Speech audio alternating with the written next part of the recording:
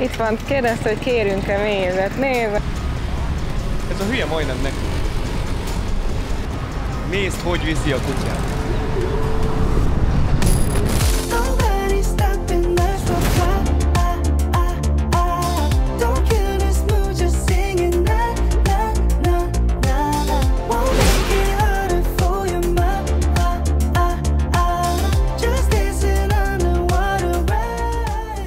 Sziasztok! Kezdjük meg ezt a hosszú napunkat egy kiadós reggelivel. Megmutatjuk nektek, hogy itt ebben az 5 csillagos szállodában milyen egy büfé reggeli itt Thaiföldön. Na srácok, végeztünk a reggelivel, annyira nem volt rossz, csak a kávé, amit a végén ittunk, az brutálisan szar volt, de végül is örültünk, hogy van a szobához reggeli, és akkor ezzel már nem kell bajlódnunk. Egyébként nem sokára indulunk, elég jó idő van, olyan 28 fok körül van, kicsit fúj a szél, tehát nagyon kellemes. Egyébként nézzétek meg, hogy így néz ki a medence. Kicsit koszos, már mondták, hogy ha szeretnénk, akkor kitakarítathatjuk, és akkor kihalásszák nekünk ezeket a leveleket innen, és ami a legjobb, ugye, hogy ez mind a miénk, van egy kis terasz, ide belejöhetsz a vízbe, hát akár egész nap itt el lehetsz. Mehetünk?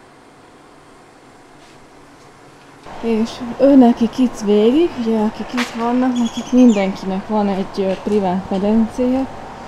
A többi szobához is egyébként jár medence, csak nekik közösködniük kell.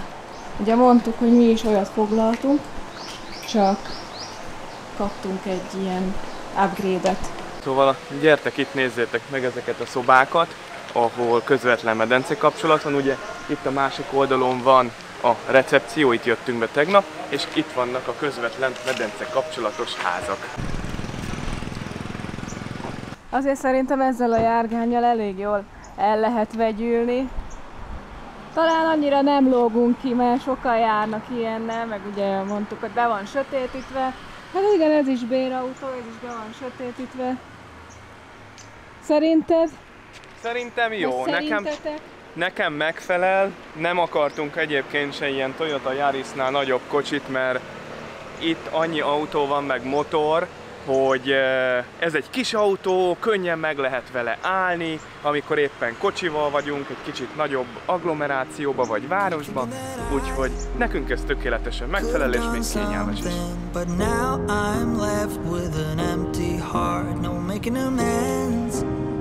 No waking up beside you and holding you till we forget it all. How could I know there was no second chances? Like dominoes, my life got really scattered. Most Phukethez elég közel vagyunk, egy félszigetre jöttünk, Cape Panvának hívják, ha jól mondom. Phuketnek az egyik legexkluzívabb része, szóval, hogyha ide jöttök, akkor ez egy nagyon nyugodt hely, itt tudtok pihenni, kikapcsolódni, itt arra ne számítsatok, hogy nagy bulik lesznek, mert ilyen nincs, ahhoz más helyre kell jönni, és itt vannak a luxus szállodák, ahol a vendégek a nyugalomban élvezhetik Thaiföldet. Rengeteg hajó van ott a vízen, és hogyha oda lenézünk, akkor azt is láthatjuk, hogy azért ez nem a legszebb partszakasz, na. És innen látni is amúgy, hogy hova fogunk legközelebb menni. Ott van a Fehér Buddha a hegyen, elvileg felújítják, úgyhogy nem tudom, hogy mennyit fogunk belőle látni. Itt nézegeti a Tomi az új szemüvegét, ezt a Jakab Márk szemüvegét. Egyébként annyira nem rossz minőségű, nyilván az eredetivel nem összehasonlítható, mert abban több az anyaghasználat, és nem ilyen, hogy mondjam, könnyű, ugye?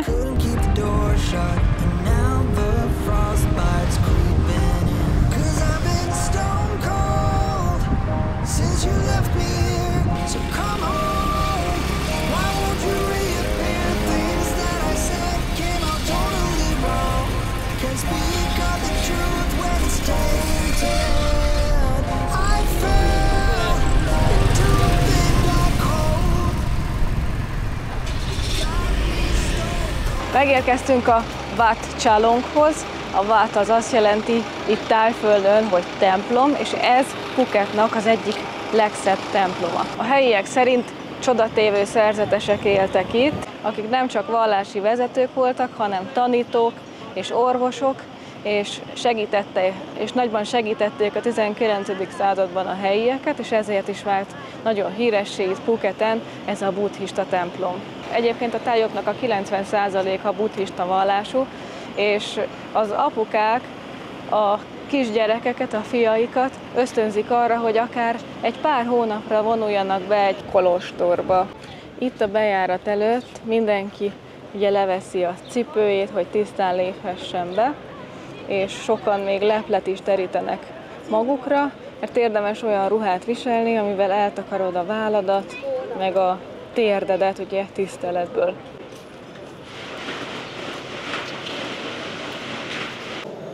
Bejöttünk, kaptam egy ilyen szoknyát, és ugye mezítláb vagyunk. Milyen szép és különleges belseje van ennek a buddhista templomnak. Ez pedig egy ilyen sárkánykorlát itt. Több oszlop is van, és ha figyelünk a részletekre, akkor itt láthatjuk, hogy buddha van rajta. És okkal merülhet fel bennetek is a kérdés, hogy miért van itt ennyi buddha szobor? Hát azért, mert egyes források szerint a 7 napjait, tehát minden egyes napot ábrázolnak, különböző pozícióban ábrázolják a buddhát meditáció közben, tanítás közben, illetve megvilágosodás pillanatában, valamint adományok és érdemszerzés szempontjából is található itt egyes források szerint ennyi buddha, mert a hívek különböző buddha szobrokat adományoznak egyes templomoknak is.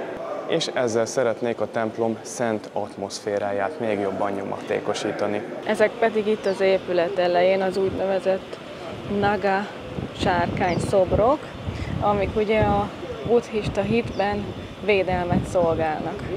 És ilyen a kilátás innen, ugye ez a templomnak az egyik része, és akkor majd átmegyünk oda szembe is.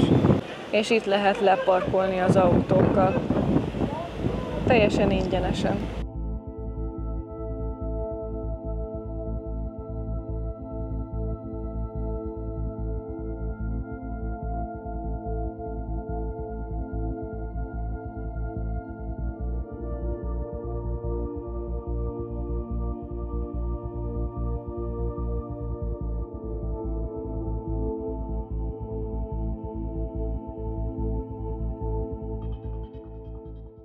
Szépen takarítják le a követ.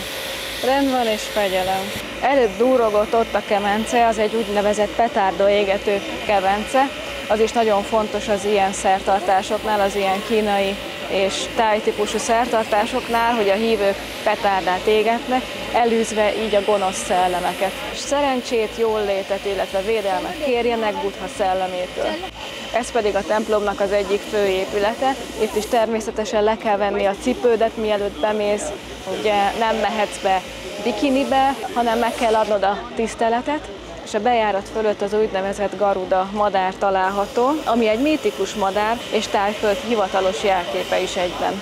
Ugye ugyanaz a vallás, mint Japánban is megtalálható, buddhizmus, viszont mennyivel másabbak ezek a templomok, mennyivel másabb itt a légkör, pedig ugyancsak Ázsiában vagyunk. Nekem nagyon tetszik egyébként itt is, hatalmas nagy pár van, nagyon meleg van egyébként, és olyan jó volt itt mezítláb is akár bemenni ide a buddha szobrokat megnézni, meg itt sétálni ebbe a szép parkba.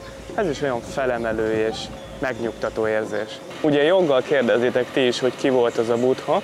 Hát Buddha az egy herceg volt, és eredeti nevén Gautama Siddhartha időszámításunk előtt az 5.-6. században élt, és ő aztán megvilágosodottá vált, ugye ezt jelenti a buddhista szó, vagy a buddha szó. Ugye ő lemondott a világi életéről, hogy megtalálja a szenvedés megszűnésének, vagy megszüntetésének útját.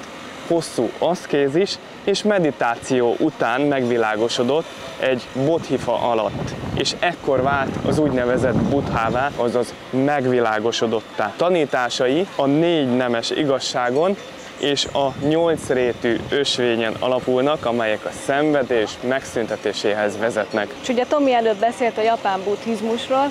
A buddhizmusnak több ága fejlődött ki. Ami itt Thaiföldön van, ez a legrégebbi buddhista irányzat, amely a legközelebb áll Buddha eredeti tanításaihoz. És ugye itt a templomoknak a díszítése is teljesen más. A templomok aranyozottak, a Buddha szobrok gyakran álló vagy ülő meditációs helyzetben található, és Thaiföldön Buddhát nem istenként imádják, hanem tanítómesterként tisztelik. Míg a Japánban lévő buddhista vallás az egy későbbi buddhista irányzat, amely rugalmasabb és befogadóbb, mint ami Thaiföldön van, ugye ez a Theravada. Japánban a templomok gyakran letisztultabbak, egyszerűbbek és fából készülnek. Itt van egy szép park, és itt mögötte el lehet menni WC-re, rendes kultúrált WC-k vannak. Ugye ez a WC téma itt Thaiföldön különösen fontos, mert sokan azt hiszik, hogy csak álló WC-k vannak, de nem csak azok vannak. És most elterelték a tyúkok a figyelmemet, nézzétek!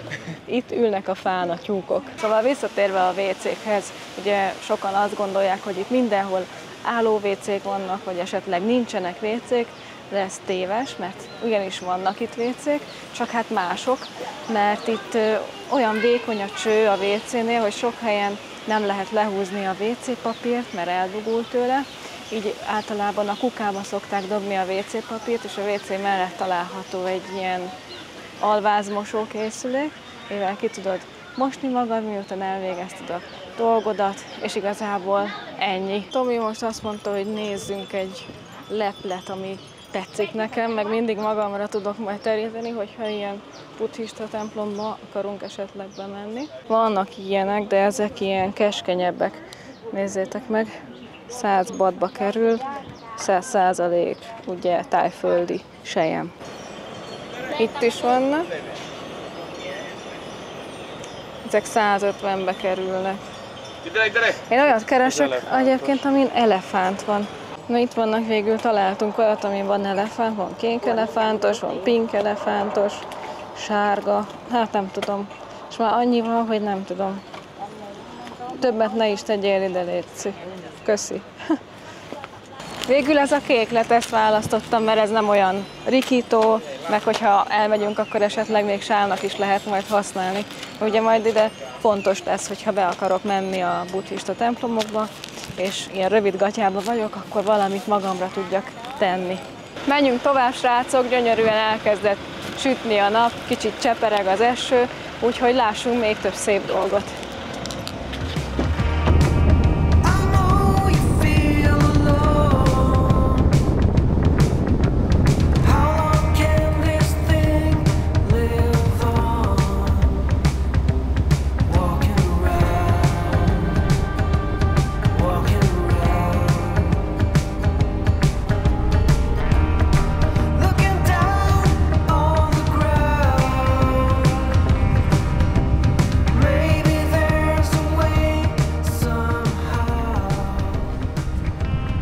Megérkeztünk a sziget déli részének leglátogatottabb turista látványosságához, a Big Buddhához.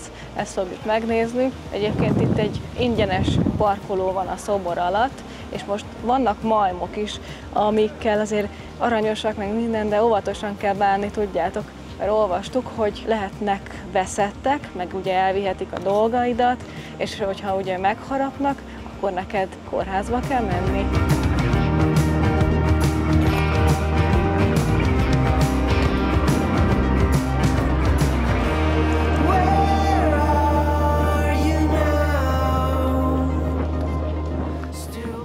Remélem, hogy jól hallotok, elég nagy szél van itt fent. A Nakherd dombon vagyunk egészen pontosan, 400 méter magasságban. És előbb oda mentem a majomhoz, de nem nagyon foglalkozott velem szerencsére. Föl tudtam venni, ahogy maj szólja a kókuszdiót. Nyilván az sokkal érdekesebb, ugye, mint az emberek. És egyébként innen fentről be lehet látni a szigetnek az egész déli részét, pontosabban a Chalong öblöt, a Kata Beach-et és a Phang Nga öblöt is. Ide is ki van írva mögém a táblára, hogy semmiképpen ne etesd a majmot, ugye, mert hogyha eteted, akkor annál agresszívabbak lesznek, és esetleg még meg is támadnak, hiszen keresik az élelmet, hiszen hogyha már egyszer adtál nekik, akkor biztos, hogy van nála több is, gondolják ők. És ennek a nagy Buddha szobornak az építése 2004-ben kezdődött, és azóta is folyamatosan fejlesztik, építgetik, szépítgetik, ezért sem tudunk most oda jelenleg felvenni.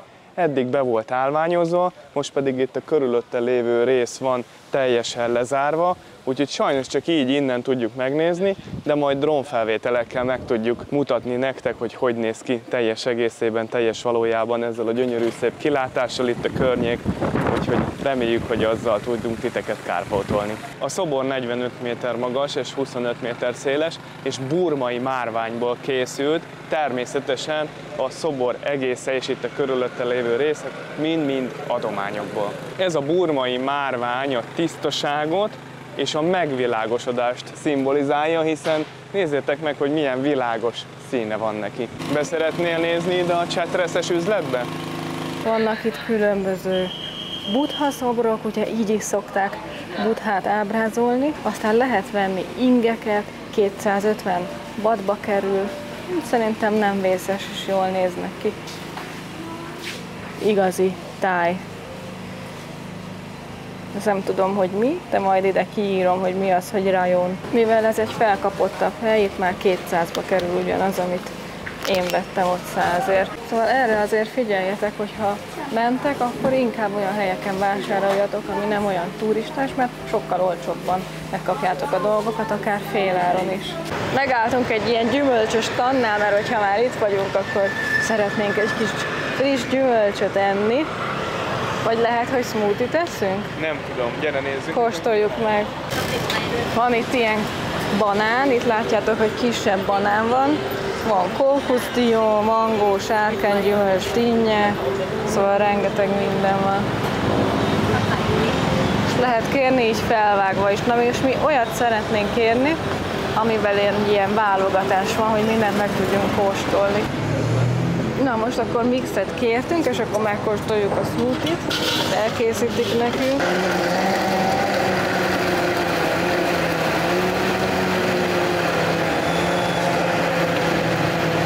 Akkor látjátok, itt vagyunk az út mellett. Rengeteg helyen van egyébként. Megállsz, feltankolsz, aztán mész tovább. Na és akkor elkészült. És ez 120 watt. Thank you. Thank you. Nagyon kedvesek, nézzétek meg, hogy milyen szép ilyen kis hordozót is tettek rá nekünk, hogyha útközben isszuk. Szívószálon fólia volt. Tomi, milyen? Nagyon finom. Friss mangóból, meg passió-gyümölcsből megcsinálta nekünk, isteni. Nagyon erős volt a szélzaj, úgyhogy elmondom, hogy miről beszélt a Tomi. Itt vagyunk a Ravai Beach-en, ami nem az egyik legszebb partszakasz, viszont nagyon népszerű a hajós túrázók körében, illetve rengeteg tengeri herkentyűt tudtok itt enni, hogyha ide látogattok, és ha megnézitek a hajókat, akkor éppen apály van, ezért nem lebegnek a víz felszínén, és a legtöbb hajó halászhajó. Hopp, bunyó lesz, nézzétek mennyi kutya van.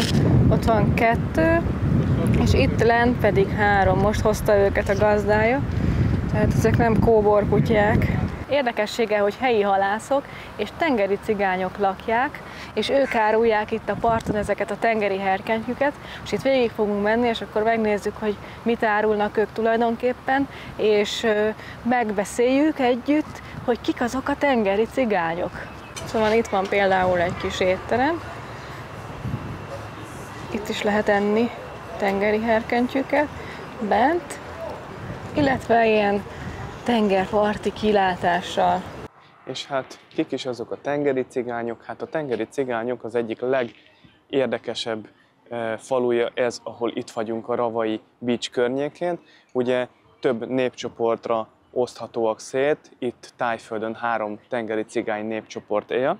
Az egyik népcsoport a Moken, a másik az Urik Lavoi és a Moklen népcsoportok, és itt a Phuket szigetén ezek a szárazföldi tengeri cigányok vannak, ezek a Moklen cigányok, és ők a hajózásból, a halászatból és a gyűjtögetésből élnek, ezért is található itt ennyi halászhajó, illetve ők visznek át titeket, turistákat, hogyha ide jöttök a környező szigetekre is.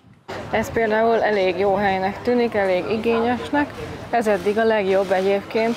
Eddig ilyen össze-vissza székek voltak, meg össze-vissza teraszok, de ez elég kultúrált hely. Akkor itt vannak a dolgaik, tehát ők így és itt élnek, és itt tevékenykednek. Milyen jó kis autó jön itt. Nézzétek! Na és amit még tudni lehet róluk, hogy ősi tengeri nomádok hagyományosan csónakokban éltek, és az óceánt tekintették otthonuknak, illetve kiváló búvárok, halászok, genetikailag alkalmazkodtak a víz alatti élethez, és szabad szellemmel vadásznak a tenger mélyén. Tehát az azt jelenti, hogy mindenféle segítség nélkül is, tehát ők búvárfelszerelés nélkül is akár lent tudnak maradni sokáig a víz alatt. Hitük szerint őket a tenger szellemei védelmezik, sokuk buddhista, de erős animista hiedelmeik is vannak, és érdekes tény még, hogy 2004-ben a cunami előtt ők észrevették a változásokat, és már időben elkezdtek menekülni a partról, és nézzétek meg, hogy itt van a tábla, ugye a cunami miatt, hogy merre vannak az evakuálási útvonalak, tehát arra tudsz menekülni, ugye honnan bejöttünk a parkolóba, illetve a másik irányba. Itt vannak a hajók, ugye ezek felújításra szoruló hajók, lehet, hogy azért tették ki őket, mert szeretnék megcsinálni, vagy akármi. Meggondoltam magam, ez a hely tetszik eddig a legjobban. Mit szólsz hozzá? Nekem is nagyon tetszik, szép rendezett, de nyilván mindegyik helynek megvan a maga varázsa. Igen, de varázs ide, varázs oda, én ide ülnék be. Persze miután megnéztem az értékeléseket róla, mert az nagyon fontos. És ezt a hajót, ezt a kis csőrös hajót elkezdték már felújítani, látjátok, ide kiállították, és milyen szép, és ezzel fogják majd vinni a turistákat, vagy pedig ezzel fognak majd halászni menni. Szépen ügyesen dolgozgatnak. Viszi az árut magával, a bástya. Itt meg fonják a hálót. Hello! Itt van. No. Itt van, kérdezte, hogy kérünk-e mézet. Nézd meg milyen jó, viszi a mézet.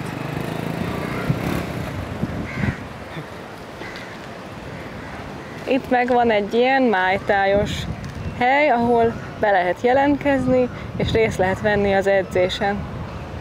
Amúgy én azt hittem először, mikor még nem láttam, hogy ki hanizott le engem, hogy engem hívott Haninak, mert ilyen kis vékonka hangja volt. Azt hittem, hogy ferdehajlamú, de aztán a Merci szól, hogy itt a méz. És akkor most menjünk tovább hova megyünk? A Prontem képhez. Megérkeztünk a kilátóponthoz. Le van itt zárva, innen alulról, meg ahol előbb kinéztünk. Nem lehet látni semmit. Úgyhogy följebb megyünk. No smoking, no alkohol. Hallottad? Igen. Oké. Mindjárt meg is érkezünk. Hát nem csak mi jöttünk fel, hanem mások is. Kocsik miatt zárták le valószínű, mert hogyha ugye följönnek, akkor lehet, hogy a turisták itt össze-vissza parkolnak. Úgy, mint mi, igaz? Igen, és ott fölül 360 fokba lehet itt körbenézni, gyönyörű szép kilátás nyílik az Andamán tengerre, és ott fölül a kilátópontnak a tetején még elefántos szobrok is vannak. És akkor ide értünk a kilátóhoz, itt vannak ezek az elefántos szobrok, amit a szerencse védelmében helyeztek el a helyiek. És tudjátok-e, hogy miért van ennyi elefánt, illetve elefánt szobor Tájföldön? Azért, mert évszázadok óta fontos szerepet játszik az ország kultúrájában, történelmében és gazdaságában. Korábban az elefántokat a hadseregben használták, csatákban, főként a burmai és a khmer háborúkban, később az erdőirtásra és a fakitermelésre, mert nagy terheket tudtak cipelni, és 1989-ben Tájföld betiltotta az erdőirtást, emiatt sok munkára használt elefánt gazdátlan maradt. Jelenleg 3500 vadon élő elefántot számlálnak itt Tájföldön. És majd szeretnénk ellátogatni egy elefántrezervátumba, de olyanba, ahol etikusan tartják az elefántokat, mert vannak olyanok is, ahol mutatványokat adnak elő, meg nagy turista tömegeket engednek be. Vannak olyan helyek, ahol az elefánt hátán lehet ülni, és akkor elvisznek téged egy túra keretein belül. Ilyen helyekre egyáltalán nem szeretnénk menni, mert az ilyen helyeken úgy nevelik fel az elefántokat, hogy láncra verve tartják őket, illetve ütik őket, hogy ugye teljesítsék azt, amit az emberek akarnak, és amikor ráteszik a nagy ülőkét az elefántok hátára, az fáj nekik, meg gondoljátok bele magatokat az ő helyükbe, hogy az egy fém rúdon van tulajdonképpen, tehát az már eleve nyomja a hátukat, és kötelekkel van rögzítve hátul, elől, illetve alul. Szóval gondolom, hogy ez egyáltalán nem jó érzés nekik, ők is szeretnének pihenni, és tehát mi olyan helyre fogunk menni, ahol természetes körülmények között nézhetjük meg őket. És ugye eddig még nem beszéltünk Thaiföld érdekességeiről, illetve ilyen alapinformációkról, amit lehet, hogy még ti sem tudtok, mégpedig azt, hogy trópusi ország, 70 millióan lakják, egy királyság, és Dél-Kelet-Ázsia egyetlen olyan ország, amit nyugati gyarmatbirodalom soha nem volt, tehát soha nem gyarmatosították ezt az országot, ettől maradt ilyen autentikus, ettől maradt ilyen egyedi, itt a környező országokhoz képest.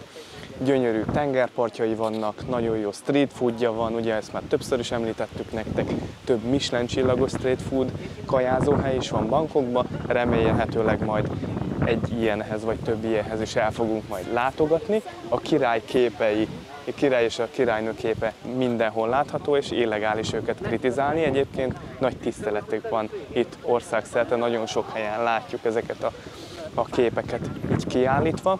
Thaiföldet egyébként évente több mint 40 millió turista látogatja meg, nagyon közkedvelt így a turisták körében, és sokáig Bangkok vezette az első helyet az évenkénti rangsorolásban, annyira szeretnek az emberek ide járni. És természetesen nem csak ezek az érdekességek vannak, hanem hogyha velünk tartotok az elkövetkezendő videókban is, akkor ezeket fogjuk nektek majd megmutatni.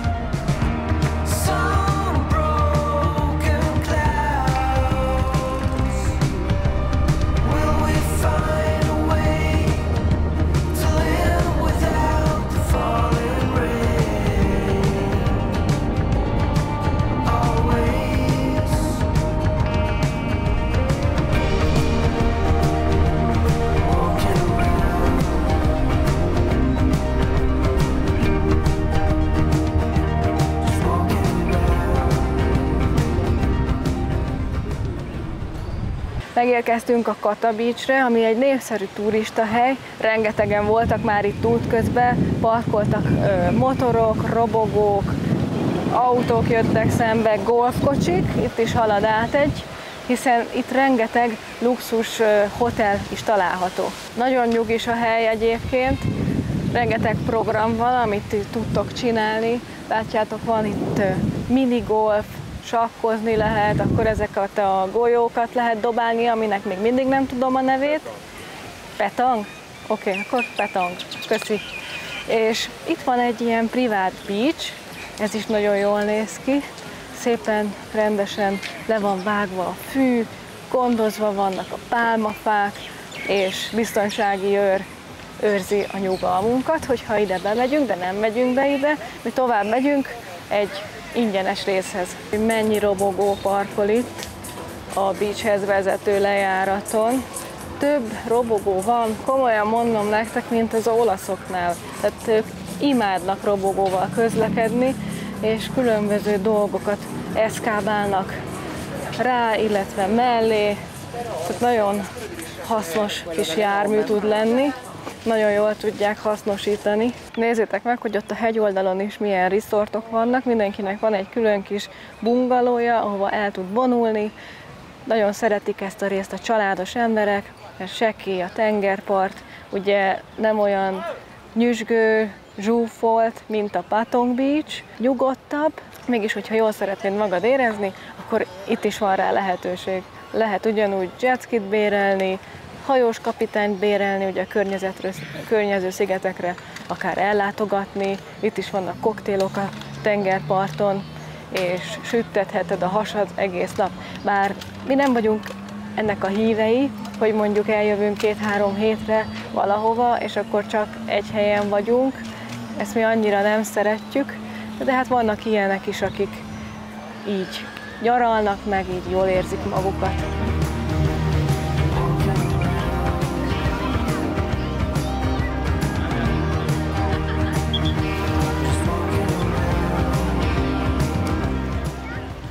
És akkor itt van a szemétgazdálkodás, itt is válogatják szépen külön a szemetet, üveget, papírt. Annyira kellemes szél fúj, itt a fügefa. Nekem nagyon tetszik ez a rész. Sajnos eléggé be van borulva már, így befelhősödött az idő, esett is egy picit az eső, szitált, de nagyon kellemes, és még mindig 30 fok van. Így van, és azt is tudnotok kell, hogy ez, ahol turista van, ott ugye az árak is megnőnek egyenesen, arányosan. Szóval itt már, hogyha szeretnél egy kókuszdiót szürcsölgetni, akkor az már 80 bahtba kerül. Viszont ott a másik részen, ahol mi mentünk, ahol kevesebb turista van, ott már 40-ért árulja. Ugye a WC-ért is fizetni kell, az is 40 batot kérnek el per fő, de hát most mit is várunk egy turista paradicsomban. Igen, de viszont, hogyha ugye, ahol fizetni kell, ott tiszta is a WC, mert ugye mondtam, hogy a publikus WC-k annyira nem tiszták, takarítják őket ugyan, nem is attól lesz koszos, hanem a koszos turistáktól, de viszont ugye, ahol fizetned kell, azokat folyamatosan karbantartják és takarítják, nem csak naponta egyszer. Igen, közben pedig itt egy ilyen egyszarvú settenkedik a vizen. És most megnézzük, hogy mennyire kedvesek a tájok a turistákkal. Bekéreckedünk WC-re, egy resortba. Vagy valakinek a szobájába bemegyünk, mert itt vannak már a szobák is egyébként.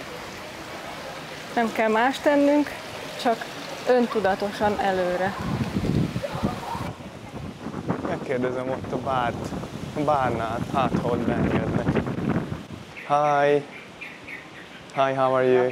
May I ask you where could I find nearby a public toilet, a restroom? Is it? Unfortunately not. Should we use here a toilet in the property? No, unfortunately not. You can go this one over there, the shop, the public store over there. Yeah. I understand. Okay, thank you. Thank you. Oké, srácok, igazából nem engedtek be minket, de mi megtaláltuk a WC-t. Ott honosan kell mozogni. Elindultunk az ellenkező irányba, mint amit a csávó mutatott nekünk, és lám itt volt a WC. És nem hagytuk koszosan, és nem fog minket elvinni a WC rendőrség, ha észreveszi, hogy elmentünk. Szóval igazából ez egy teszt volt, kíváncsiak voltunk, hogy beengednek-e, hogyha megkérdezzük, vagy nem, mert vidéken beengedtek, Igen. De itt nem, ugye? Erről beszéltünk pontosan, amit most megerősített ez az ember. Most pedig megyünk Phuketnek a belvárosába, megmutatjuk nektek az éjszakai életet, vagyis hát inkább az esti életet, meg néhány nevezetességet lehet, hogy eszünk majd street foodot és kipróbálunk dolgokat, de ezt majd csak a következő videóban, úgyhogy tartsatok velünk, ha tetszett, akkor dobjatok egy lájkot, iratkozzatok fel, találkozunk legközelebb, sziasztok!